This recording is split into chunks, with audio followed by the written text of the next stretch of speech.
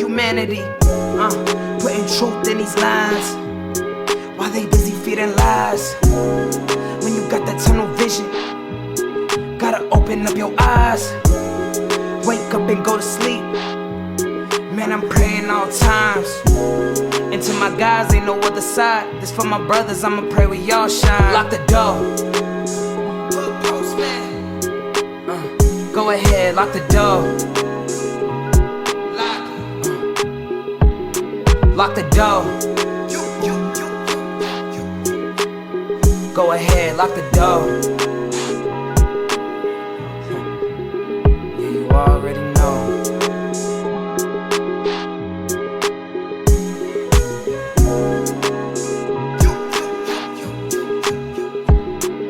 Depending on the lessons, some people eat, some people learn. But the game is gonna send you a big. Lock the door. Years old, which was in 1971. I remember everything correctly, man. You know, I'm real precise with my numbers. You feel me? You know. So in 1971, we were staying up in the jungles. It wasn't the jungle then in Baldwin Hills, the jungle, whatever it is.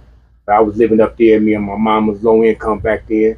I remember that's when I first learned how to ride a bike. I remember I had crashed inside one of those empty swimming pools back then because they was taking all the water out the swimming pools. They had water in the swimming pools when I was living up there back then. But the first elementary school was Hillcrest Elementary School, and that's the first school. Then from there, I went to another school. We moved from out of there like in 72. I think we moved like on home side in Drac, which is between Adams and Jefferson. We stayed right there by the alley. That was in 72 because I went to Sianica Elementary School, which is to this day, which is the Gear Games hood over there, but it wasn't banging back then. And also, when I was attending Sianica Elementary School, I went there with Geronimo Pratt, which was the Black revolutionary that ran the LA Black chapter. His sons went to school with me, and I was best friends with one of his sons, a couple of them, the Pratt kids. But at that time, my mind didn't know what was going on with the Black Panther Party, but they did have an office on Adams and Crenshaw. You know, after Bunchy Carter died, you know, Geronimo Pratt ran the LA chapter, which was in 72, but he was cool with my father, name was Boyd. Him and my father was partners. So when my father and Geronimo Pratt hung out, his kids stayed at our house, which was the Pratt. But, you know, I didn't really know the relationship until I go into prison. I read Geronimo Pratt's book called The Last Man Standing. And he go, if you read his book, he tells you the street where he stayed on, which was homicide in Drac. During that year, we stayed on that same street. So the connection is, that's all along, that was my dad's best friend.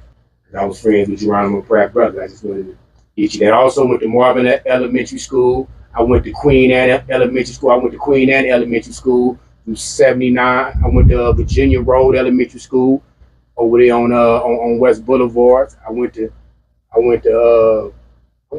damn near every fucking elementary school on the west side because I was a bad boy. I got kicked out of every school. What was it like when you got to middle school? Well, I never really got the chance to really do it middle school. When in 81, when I got into 7th grade, I think I started at Mount Vernon Junior High School. I graduated from Queen Anne Elementary School. And, you know, Mount Vernon was in our jurisdiction. I think I started at Mount Vernon like in 80. And at that time, 80 and 81, actually 81, whenever Tina Marie's first album came out, that's how I know my year. I went there and, you know, there was a lot of shit going on up in there. You know, I was still like on some Crips shit at that time, you know. 12 years old, I was still talking about West Boulevard Crip, you know, because that was my first introduction to the Crip, being around them old dudes in 78, 79, you know, before my mind was even thinking about school. You know, I was groomed by the best.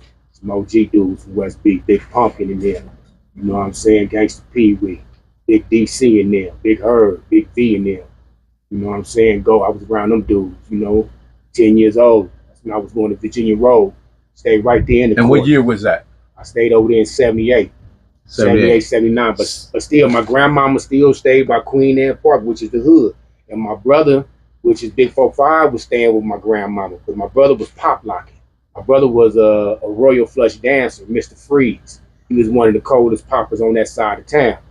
Like I was always banging before my brother because I was a thug. I started off young. You know what I'm saying? So I was able to meet a lot of Crips at a young age.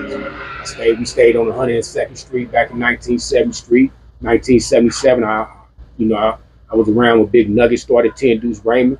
I stayed right there on 102nd Street on Perry in these apartment buildings. I think I was there when he got out of YA. I remember these things, man, because I ran with his little brother named 4-5. His brother name was 4-5. He taught me how to burglarize apartments, pickpocket. And I know down the street was the Cooler Cools. I wasn't aware all the time those dudes was running up out of Cooler Cools. It was Big Tookie down there beating motherfuckers up, taking their dope and all that shit. But like I said, I was young. But as I got older, I found out all this shit. Because I got a good reflective memory, man. What was Crippin' like in 78, 79? Because the wars in West Side Los Angeles started in LA around about 79, 80. But prior to that, what was it like for you? Well, at that time, I wasn't really banging like that because I was young. I was still playing, I was involved playing basketball at the park, playing baseball.